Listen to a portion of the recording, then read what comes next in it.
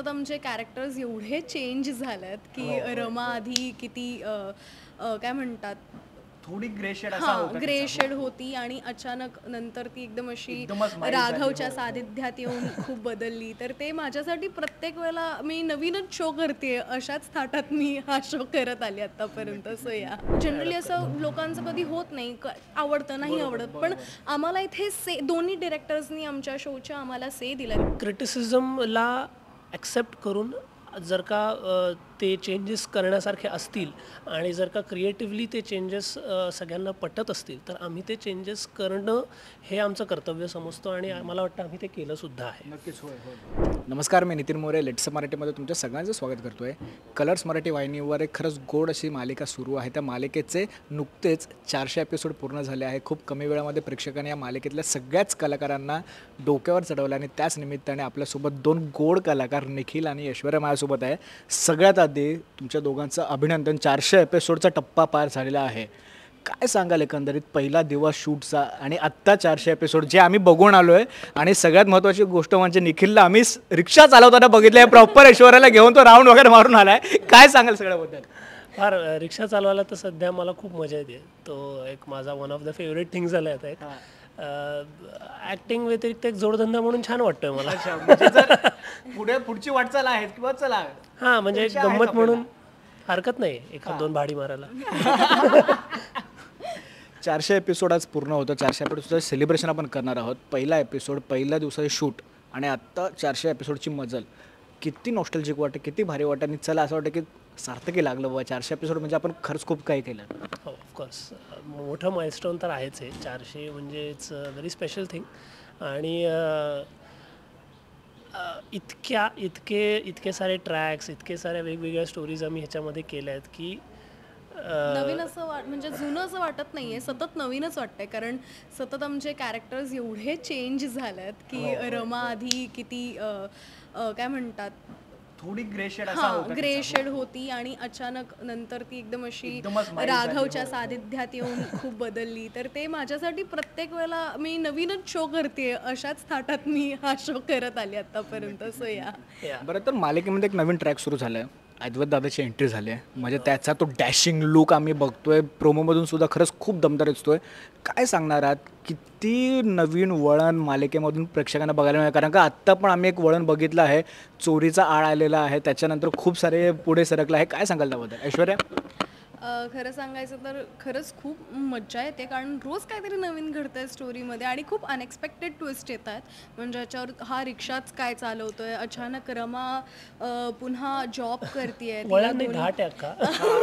खरंच त्यामुळे मजा येते. आणि अद्वैत दादाची एंट्री झाल्यामुळे खरंच अजूनच मजा येते. कारण एव्हरीवन नोज की तो किती काय म्हणतात फन आहे, खूप मजेदार आहे तो. त्यामुळे आम्ही सेटवरती खूप मजा करतो. म्हणजे असं कधीच होत नाही की अरे अद्वैत दादरकर बरोबर मी काम करते, असं तो कधीच भासवून देत नाही. तो सिनियर असला तरी सुद्धा तो खूप समजून घेतो किंवा खूप प्रेमाने आमचं सगळं काम सुरू असतं. सो या मज्जा येते खूप. निखिल, तू काय सांगशील? फार काय म्हणतात त्याला, it's a very unique and different feeling.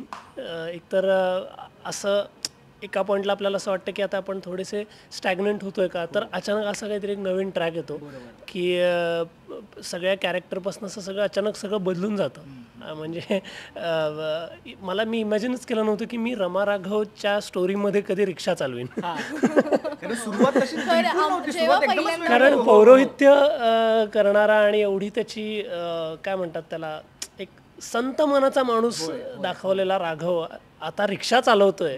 हा जो एक ग्राफ आहे ना, तो इतका असा रोलर कोस्टर ग्राफ आहे. त्याच्यामुळे पण आम्हाला पण म्हणजे काय म्हणतात एक नवीन सगळं अनुभवायला मिळतं. आम्ही सुद्धा एक असं ओके आता हे असणार आहे का, ओ अच्छा.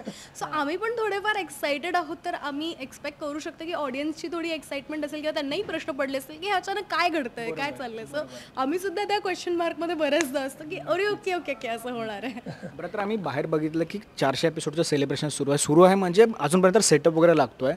दोघांना विचारायला आवडेल की 400 एपिसोडपर्यंतचा प्रवास किती बोलतात ना इमोशनल होता, किंबहुना किती असा भीतीदायक होता आणि किती ओरडा मिळाला. आणि या 400 एपिसोडच्या प्रवासामध्ये अशी कोणते एखादा सीन किंबहुना अशी कोणती एखादी गोष्ट जी आज देखत दोघांच्या लक्षात आहे ती शेवटपर्यंत राहणारच आहे?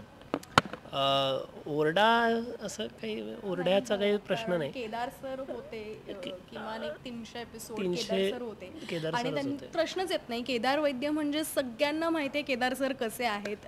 ही is gem of a person. ते खूप स्वीट आहेत. ते कधीच आत्तापर्यंत आम्हाला कुठल्याच गोष्टीसाठी ओरडले नाही आहेत. बऱ्याचदा मी चुकले असेल किंवा काही असेल त्यांनी खूप सांभाळून घेतलं आहे. आणि सेम सुनील नरे पाटील सर आहेत, ते सुद्धा आत्तापर्यंत कधीच आमच्यावर ओरडलेले नाही आहेत किंवा किमान सांगायचं झालं तर ते आमच्याकडनं सुद्धा आम्ही काही सजेस्ट केलं त्यांना तर ती गोष्ट सुद्धा ते ॲडप्ट करतात. जनरली असं लोकांचं कधी होत नाही, आवडतं नाही आवडत, पण आम्हाला इथे दोन्ही डिरेक्टर्सनी आमच्या शोच्या आम्हाला से दिला. त्यामुळे म्हणजे आम्हाला आमची प्रोसेस, आमचं वर्किंग करायला एक सीन वाचल्यानंतर एक आपल्याला काहीतरी एक सुचतं ना प्रत्येक वेळेला की इथे मी हे करू शकतो किंवा आपण असं करून बघूयात का तसं. हे जे एक्सपेरिमेंटेशन असतं, हे एक्सपेरिमेंटेशनची अलावन्स आम्हाला दिलेला आहे. केदार सरांनीही दिला आणि आमचे आत्ताचे जे डिरेक्टर आहेत नरे पाटील त्यांनीही सुद्धा आम्हाला असा अलावन्स दिला आहे. त्यामुळे मजा खूप आली. आणि हे काय म्हणतात तेच एक शिकण्यासारखे किंवा हे आठवणीत असेल की आम्हाला कधी माझा पहिला शो म्हणून मला कधीच दडपण, कारण हा माझा first show as a lead आहे आणि माझ्यावर खूप दडपण होतं. अरे बापरे, कारण जनरली असं होतं की अरे 100 एपिसोडमध्येच बंद पडलं, ती कसली हिरोईन, अरे 200मध्येच ते कसलं, असं ते होतं. पण आय एम रिअली कारण निखिलचा हा तिसरा शो आहे, पण माझ्यावर खरंच खूप जास्त प्रेशर होतं कारण माझा पहिला शो ॲज अ लीड. पण सगळ्यांनीच आमच्या ज्या प्रोड्युसर आहेत सुवर्णा मंत्री त्यांच्यापासून सगळ्यांनी सगळ्या टीमने खूप सांभाळून घेतलं. त्यामुळे आय एम फीलिंग ब्लेस्ड की मला ही टीम मिळाली आहे. बरं, तर 400 एपिसोड ही तर पहिली सुरुवात आहे. मित्र बोलले की 100 एपिसोड होतात, 200 एपिसोड होतात. जसे ऐश्वर्या बोलले की 100 एपिसोड नंतर कधी कधी प्रेक्षकांना थोडा विसर पडायला सुरुवात होते की अरे ठीक आहे ना, आता चालते तर चालू दे. असं हाच प्रेक्षक वर्गाने आपल्यावर भरभरून प्रेम करतो, आपल्याला खूप चांगले शाबासकी पण देतो. पण कधी कधी ना एक खूप चांगली मराठीमध्ये म्हण आहे की निंदकाचे घर असावे शेजारी, असा सुद्धा वागतो. कधी कधी आपल्यावर अशा काही निंदा येतात ज्या आपल्याला दुखावणाऱ्या पण असतात, पण अशा सुद्धा काही निंदा असतात ज्या खरंच खूप चांगल्या असतात. प्रेक्षक म्हणून, एक कलाकार म्हणून आणि एक सामान्य व्यक्ती म्हणून तुम्ही या सगळ्या प्रोसेसकडे कशाबद्दल बघता निखिल? एक प्रोसेस जी एक ॲक्टर म्हणून आम्ही किंवा इट्स नॉट जस्ट की आम्ही सेटवरती काय कसं परफॉर्म करतो आहे इथून या गोष्टीची प्रोसेस सुरुवात होत नाही. म्हणजे कॉमन ऑडियन्सना दिसतो आम्ही, पण अनेकदा कसं असतं की आम्ही दिसत असलो तरी आमची अख्खी टीम असते त्याच्यामागे. इट्स नॉट जस्ट की आमचं प्रोडक्शनच नाही तर आपलं कलर्स मराठीपासनं अख्खं चॅनल आमच्या पाठीशी असतं. प्रत्येक एपिसोडमधला प्रत्येक सीनच्या मागे खूप जणांची मेहनत असते, खूप जणांनी त्याच्यामागे काम केलेलं असतं. आणि असं असताना काय म्हणतात त्याला, obviously criticism, good criticism is always welcomed. आणि मला असं वाटतं की आम्ही क्रिटिसिझमला ॲक्सेप्ट करून जर का ते चेंजेस करण्यासारखे असतील आणि जर का क्रिएटिव्हली ते चेंजेस सगळ्यांना पटत असतील तर आम्ही ते चेंजेस करणं हे आमचं कर्तव्य समजतो आणि मला वाटतं आम्ही ते केलंसुद्धा आहे. नक्कीच. त्यामुळे ऑडियन्स फीडबॅक घेणं हे जितकं गरजेचं आहे तसंच त्याची अंमलबजावणी करणंसुद्धा गरजेचं आहे आणि मला वाटतं की आम्ही ते करत आलो आहे आत्तापर्यंत. नक्कीच. ऐश्वर्या तू काय सांगशील? मी सुद्धा तेच सांगेल, जसं तो म्हणतो ऑडियन्सचा पॉईंट ऑफ व्ह्यू सुद्धा तितकाच महत्त्वाचा आहे. म्हणजे आफ्टर ऑल तेच मॅटर करतं, कारण ते शो त्यांच्यासाठीच हा शो आहे, ते बघणार तर आम्ही आहोत. असं असल्यामुळे त्यांचा पॉईंट ऑफ व्ह्यू खरंच खूप महत्त्वाचा आहे.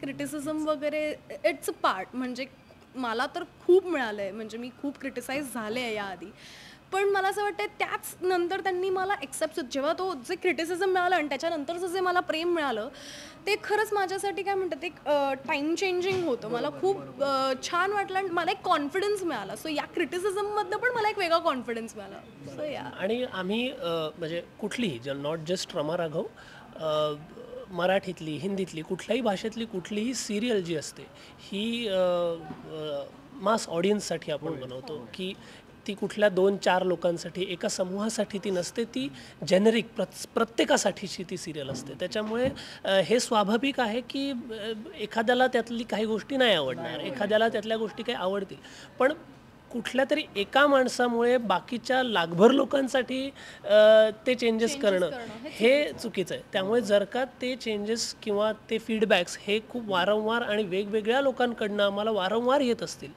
तर नक्कीच त्याच्याकडे लक्ष दिलं पाहिजे, विचार केला पाहिजे. बरं, तर मला तुम्हाला दोघांनाच विचारायला आवडेल की 400 एपिसोड झालेत.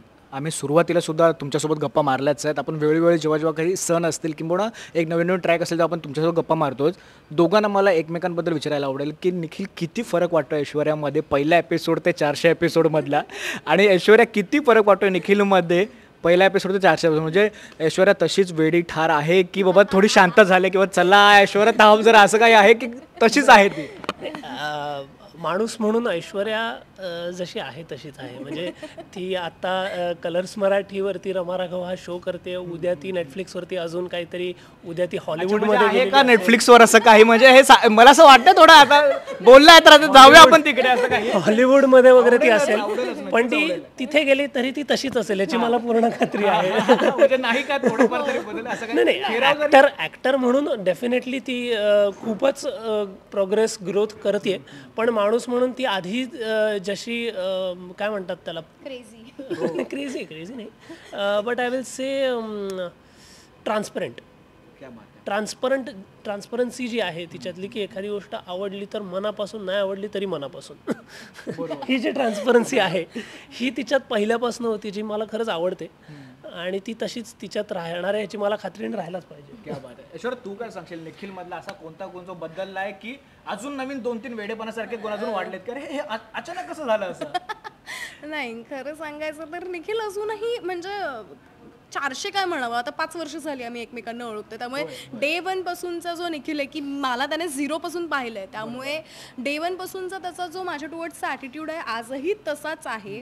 जसा तो म्हणाला की माझ्या टुवर्ड्स ट्रान्सपरंट आहे तो, बाकीच्यांचं मला माहित नाही, पण हे काहीतरी खूप चांगलं शिजलं येते म्हणून असं एवढं खूप चांगला लाफ्टर येतोय. बाकीच्यांसाठी म्हणजे समजून जातो. त्यामुळे सिलेक्टिव्ह ट्रान्सपरन्सी. सो निखिलचा हा एक गुण मला आवडला की तो सिलेक्टिव्हली ट्रान्सपरंट कसं व्हायचं हे शिकलाय गेल्या 400 एपिसोडमध्ये माझ्याकडनं, असं मी म्हणेन. सो या दिस इज इट, एवढंच म्हणेन मी, जास्त नको, राज नाही खोलण्याची. नाही, खरंच खूप भारी वाटतंय. तुर्तास इकडे वेळेच्या अभावी आपण थांबतोय, पण जाता आता तुमच्या दोघांना पण लेट्स अप मराठीकडून खरंच खूप शुभेच्छा. 400 एपिसोड पुढे झाले आहेत, हा पहिला स्टेप आहे. पुढे सुद्धा खूप सारे एपिसोड होतील. त्या सगळ्यासाठी तुमच्यासोबत तुमच्या संपूर्ण टीमला all the very best. Thank you so much.